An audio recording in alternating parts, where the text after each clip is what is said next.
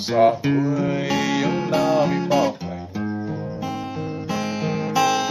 người nào bị sống biết chỉ cần người ông nào đúng tuân buông sang làm trái gì lệ người nào lại có người gian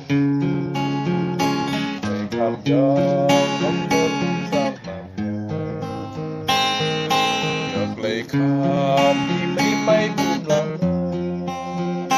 được lại bao có đây đâu cần nói mua điều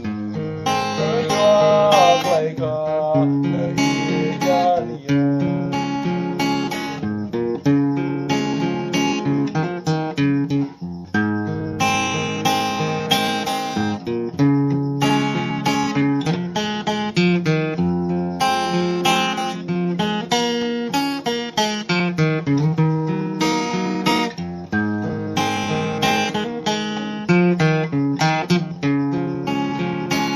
xã hội ông nào bị bỏ phải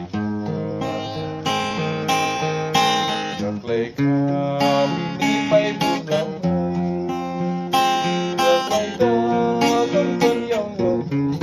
gì lệ với gió lấy khám ở nhà nào về yên